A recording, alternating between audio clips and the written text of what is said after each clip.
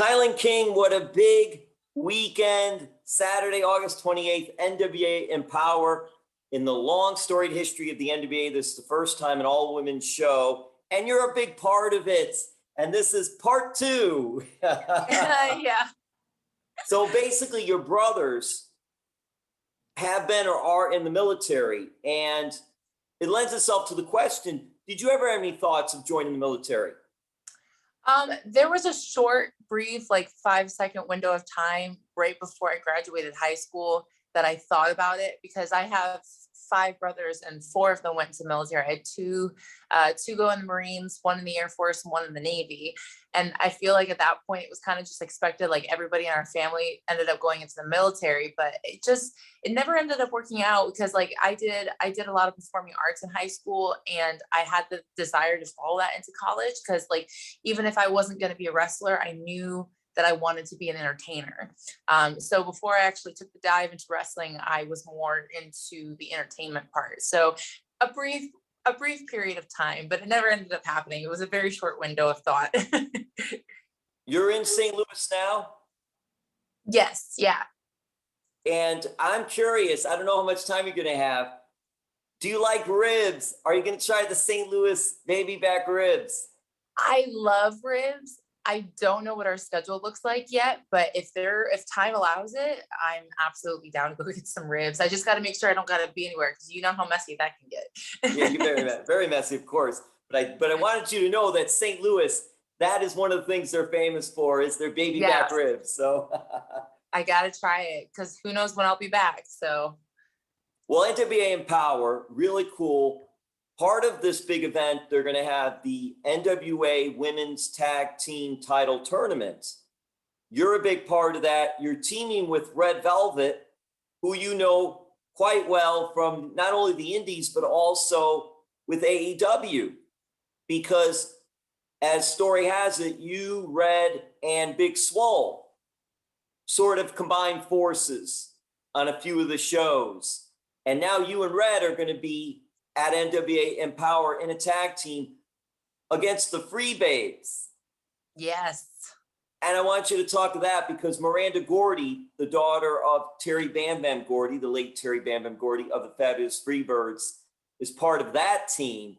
What is it like teaming with Red Velvet for this event first? Honestly, it's kind of like fate. Like you mentioned before, Velvet and I knew each other from the Indies.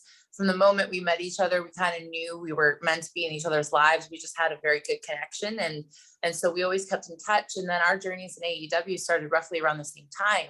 So we were in AEW for close to a year before we were ever pushed to tag. But even leading up to that, we always joked like, "Hey, how fun would it be if we tagged? Like, what would our dynamic be? Like you're small, I'm big. Like, think of the things we could do together." And then one day they just approached us and they were like, "Hey, we think we're gonna have you on Velvet Tag. We think that's gonna work." And we just started laughing. We're like, "How cool is that we thought it and it came to fruition? Like it ended up happening, and we were successful as a tag team." And then of course, Swole got thrown into the mix, and that just made it even more so. So I love tagging with them. RSK is always a good time. But the fact that not only did we get to have that moment together in AEW, but now that we get to take it to the next level, to a pay-per-view, to EmPowerrr, and we get to wrestle for tag team championships, like that just is so special to me, because especially because I get to share it with Velvet, because I always say online, she's my ride or die, because like we've had so many car rides together and long conversations of what our goals in wrestling are and what we would like to accomplish for women's wrestling. And so the fact that both of ours first pay-per-view is together as a tag team for championships, it's just really, really cool. Do you know any history about the fabulous Freebirds? Not very much, but I know it was a long time ago for you. That's my era, so to speak, and all. So I know a lot about the Freebirds. But did you sort of know anything leading into this, even just that she was part of the heritage and lineage of the fabulous Freebirds, meaning Miranda Gordy? I knew that she had the heritage and she was next generation. I've actually done a little bit of research on them, and I've seen their tricks and their games and stuff like that. So I'm really looking forward to getting in the ring with them. I know they're probably going to try and mess with us a little bit, but I think what Velvet and I bring to the table, we're really gonna be prepared, because we're quick, we're smart, and I don't know, we're also kind of strong. So I mean, Miranda is no small thing herself. So I'm excited to see what their dynamic is in the ring and how Velvet and I will react to them and find our way to hopefully be victorious over them. Well, KiLynn, be ready, because Freebird rules was there's 3 and you never know what 2. So I'm wondering with FreeBabe rules, if that's going to follow the same trend. So just be wary of that. Yes. Well, they got to deal with the king and the girl straight out of her mama's kitchen. So we got some games up our sleeve too. So we'll see what happens. KiLynn, would you rather go against Red Velvet or team with Red Velvet? Oh, I mean, I have wrestled Red Velvet before and it was an enjoyable experience, but I have to say, I love tagging with her because we bring out the creativity in each other. Things that I normally wouldn't think of to use as tactics in the ring, she brings, and then, you know, a more aggressive approach sometimes I bring. So I think tagging with her is a much more successful experience. How did you get this invitation, and who sent you the invitation? Was it phone call? Was it email? Was it text? How did that go for you? And did you even realize that they were on your radar? No, I didn't. I was actually approached by people at AEW, said, hey, NWA is having a all women's pay-per-view and they're interested in having you. Would you like to be a part of this event? And I looked at them, I'm like, is that a rhetorical question? Of course I would love to be a part of the event. It's an all women's pay-per-view. It's an historical event, you know, and I'm all about empowering women. So the fact that that's what the actual event is about is just incredible. So I was incredibly honored when they asked me, and the fact that I've been able to spend the last couple of months being in contact with people like Mickie James and just getting to their ear off and work up to promote the show. It's been a really cool experience, and it's been a very positive experience. Every encounter with all the girls here on the promotion, like everybody is so excited to put this product out there and to put the pay-per-view out there and to show the world what women can do, especially in NWA. It's gonna be an incredible event. What can you say about Mickie James too? Because she's really spearheading this event. She has Gail Kim and Medusa, LuFisto also behind the scenes helping out with this big event. What thoughts come to mind with Mickie James for you? It's very incredible how in this past year, people who I looked up to so much as a kid, people who invigorated my spirit for wrestling, are becoming a part of the journey. And Mickie James was one of those people. I remember watching her every time her music would hit. I'm like, yes, Mickey's back. I'm excited because I always enjoyed her in-ring work, her character work. I always thought she was such a ray of sunshine, no matter where she went. So the fact that not only is she spearheading this, but she's also very hands-on with all of us and making sure that we are feeling welcomed and prepared and like excited for this. Is like she's so excited, but she makes sure that we understand how incredible this is going to be. And the fact that she gets to share that energy with us, and that I get to be a part of somebody that I used to admire growing up, is such a cool thing. And just like the names of people that we're going to get to interact with backstage in order to put this pay-per-view together, it adds to it even more. So I'm very honored. I'm very excited to work with her. She's a really cool person. NWA EmPowerrr, an all-women's wrestling show, features talent from the NWA, the Indies, and also partner promotions, AEW, Impact Wrestling, and Lucha Libre AAA. As fans, we get very excited when we see crossover of promotions. What is it like for the wrestlers? I know you can't speak for them, but for yourself, to be involved in groups that are able to cross promote? I personally love it.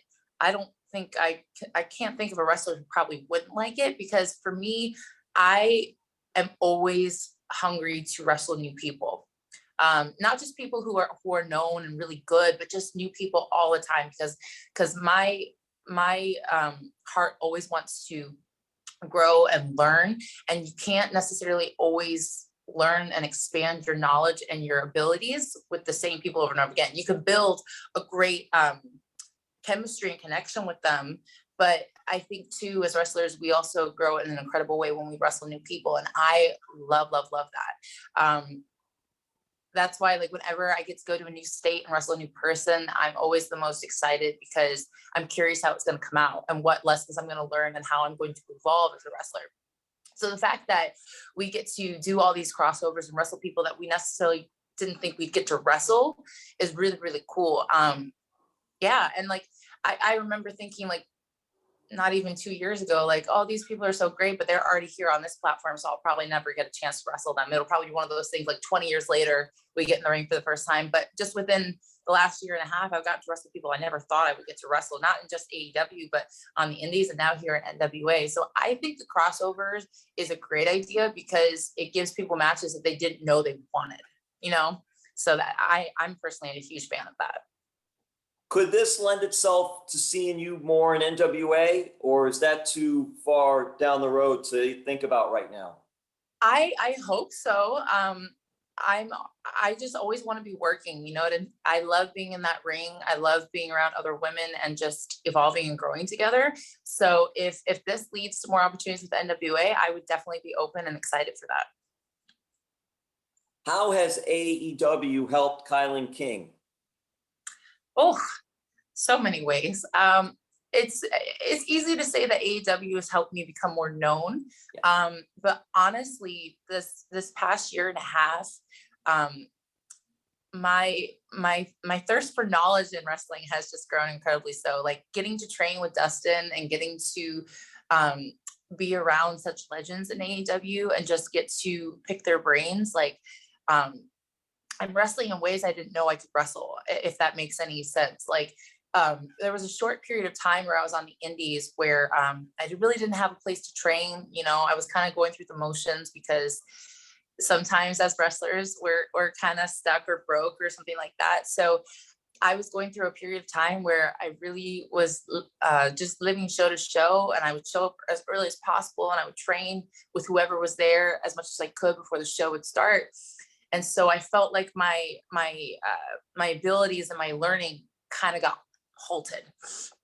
And so getting to be at AEW weekly, and like I said, train with Dustin and pick the brains of people there, suddenly I felt my brain and my knowledge expanding, and I started to feel more confident and creative in the ring. And if it's even possible, my love for wrestling grew even more. And you know, I started diving into parts of wrestling that I never thought I'd get to do. Like, this past few months, I've been starting to learn a little bit more fancier stuff and rope work. And it's not necessarily something I'll ever use, but it just adds to what I can do in the ring and what I can bring. Like, I'm 6 foot, like 170 pounds. So a lot of people just expect me to come in and manhandle, but I truly have enjoyed over the last year and a half learning how to become more of a technically sound wrestler, knowing how to be a little bit more creative in the ring, and no matter who my opponent is, being able to mix it up and go with them no matter what. And I think that's the biggest thing that's changed with me over the last year and a half, because before, like I said, I was just kind of going through the motions, and now I feel like I'm studying more, I'm getting more creative, and I feel that fire even more than I did before. Well, I'm going to transition to this, because listening to your response, KiLynn, is it also because of stability, in the sense of, meaning when you're working the indies, you're in one group one weekend and another group the next weekend and traveling here, there, and everywhere, where when you're with AEW, it's familiarity? I think stability definitely helps. Because when you're constantly coming back to an environment where you're working with the same person, not necessarily wrestlers that you're like trainers, like when you're coming back and you're working with the same trainers you worked with last week, and they're at a level to train you to make you TV ready. I think coming back every week and having that, they know how to push you physically and push you mentally, so you start to understand it more. I think sometimes when we're out in the indies and we kind of know, but we're kind of learning and kind of guessing, the process is a little bit slower. But coming to AEW every week and getting to train with Dustin and him seeing what I did last week and saying, hey, this is what worked, this is what didn't, let's try this week. It was a constant continuation of growth. And I definitely would credit that to the, what's the word you use? The stability of it all, like just having constant work and having people there who are familiar with where you were and where you need to be, if that makes sense.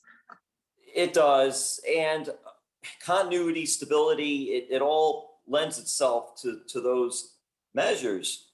Yeah.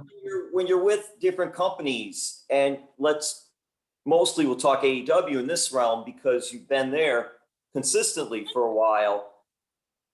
When you first got there and you're getting feedback, what was that like for you at first? Because it's all new when it's coming there and you're like, oh my gosh, am I going to be, I'm thinking, you'll tell me, but I'm thinking, oh, are they going to ask me back? Am I going to be able to come back next week? And what's going to happen? And those are all like early thoughts of things what was going through your mind during that early stages? The first time I ever came to AEW, my goal was to just keep it very simple and show them that that I can work.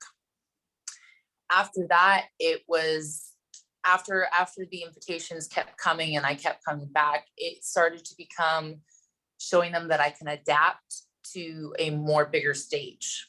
Because for me, on the indies, you only deal with really 1 or 2 cameras, and usually people are very, not always, but most promoters are very lenient about time. They're like, hey, this is the range I want you to go to, have fun.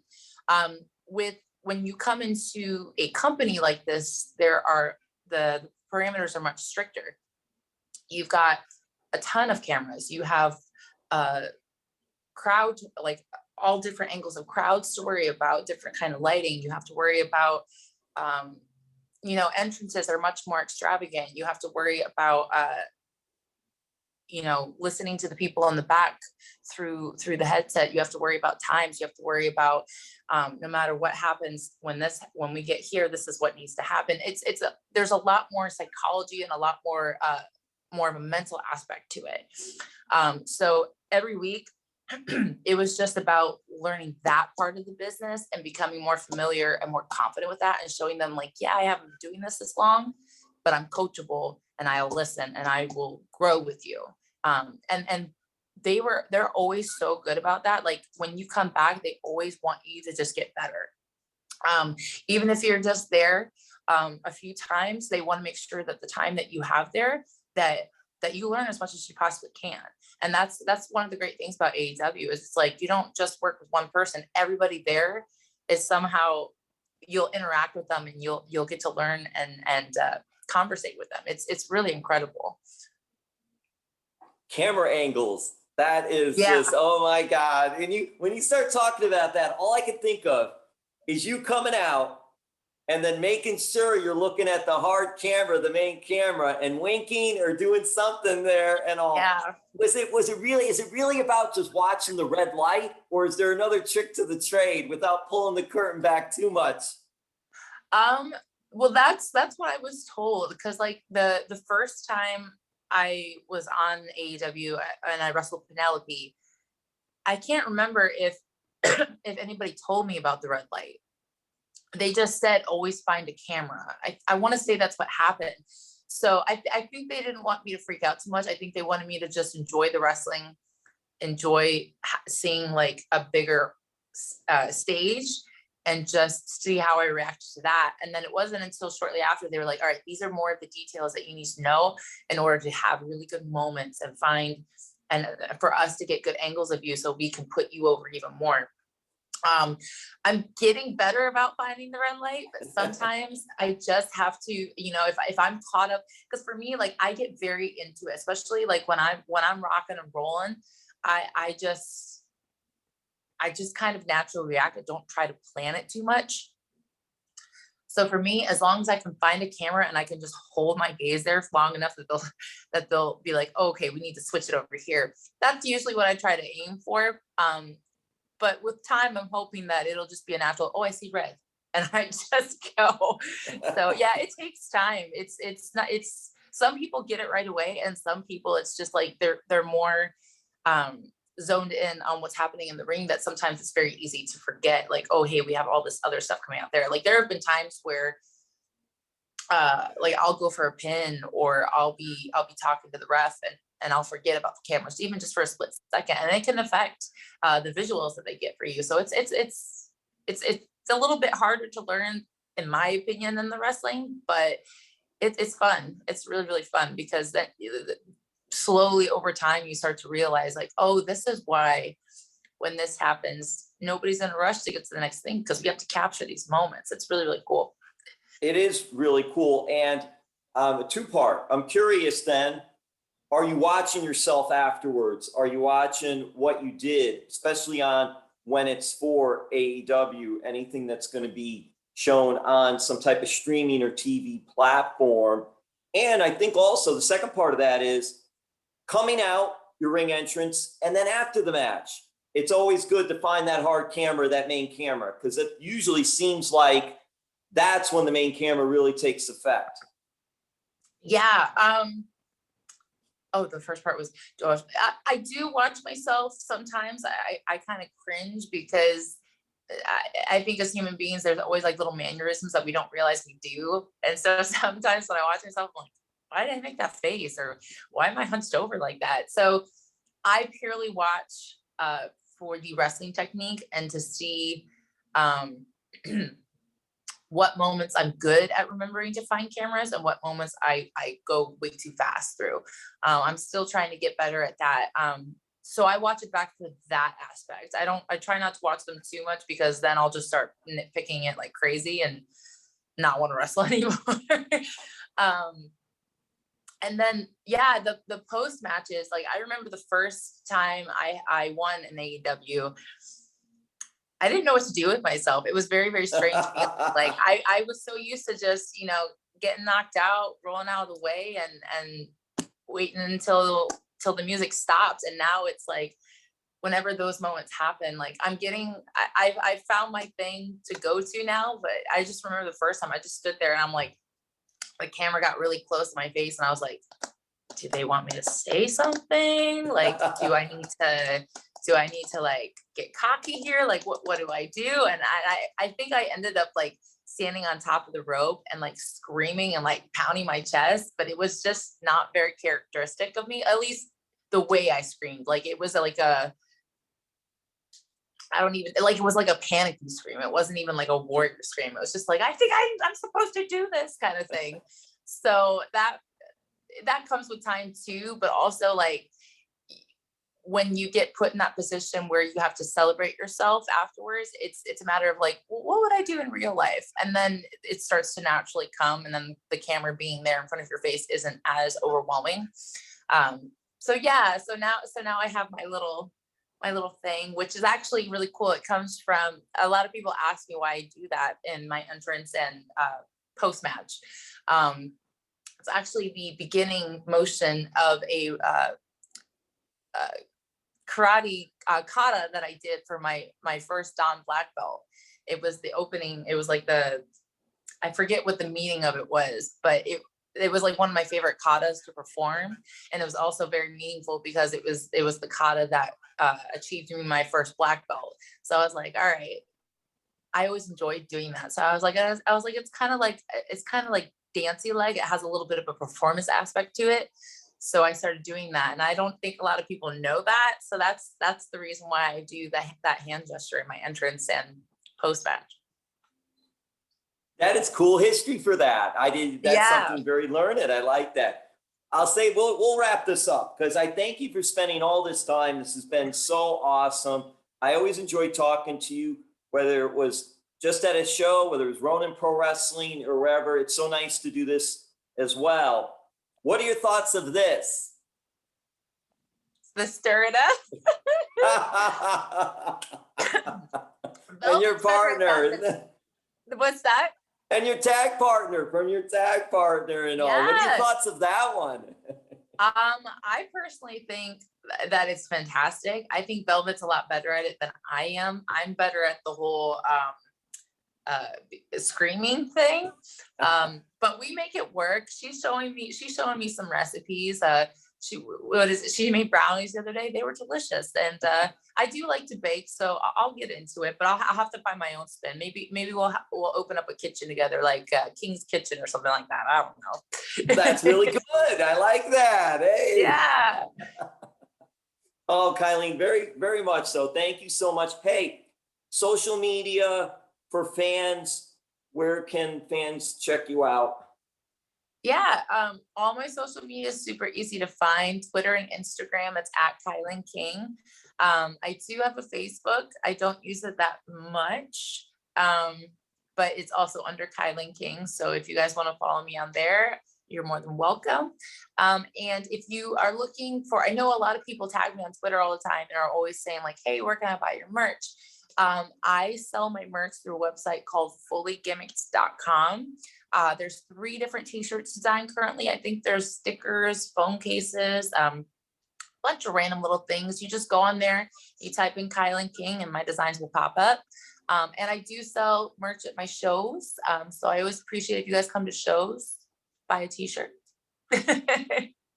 Well, KiLynn, I do want to ask one follow-up too. Are you creating your own merch? No, so I mean, like, I have like my 8x10s and stuff like that. And I just recently got some playing cards that is going to be a part of a board game that comes out soon. Okay. Zach, oh my gosh, Romero, I'm sorry. I'm very tired right now. Zach actually is the one who he runs Fully Gimmicks, and he makes the designs for my t-shirts. He's been really, really awesome. It started off with the Queen of Crazy design, the little bunny rabbit on the back, if y'all remember those days. And then he created my first chibi design, which was like a cute little girl in my old gear design. And then like she had a little crown and everything. And then recently we just came out, or I should say he just came out with a new one of me doing my little scream pose thingies, and it's me and my more recent gear. So he's the one who makes all the graphic work, and it's really, really cool. He's been very awesome, and it's been a blessing to run my merch through his site. Well, shout out to Zach. That is really cool. I just think it's such a big part of what you all do. The ring entrances, the various merchandise, the photos, the t-shirts, and fans just love all that. The entrance music, I have to ask the entrance music too. Do you have a specific entrance music that you really like? The entrance music for you? Did you pick out your entrance music? Yeah, so Mickie is the one who made my entrance music. So I used to use this really old song by Grimes. It was called We Appreciate Power. It's just a cool like girl, like a techno sounding girl punk song. And I always just had such good vibes coming out to it. But I wanted to start having my own music that I could, when it hit, you knew it was me. You weren't like, oh, I've heard this song before. Who does this remind me of? So I do have my own custom music now. Thanks, Mickie. He's the best. And if excuse me, and he does make music for indie folks. So if you guys are wrestlers and you're looking for indie music, hit him up. He's amazing. But yeah, no, I always wanted music that kind of just like made you feel,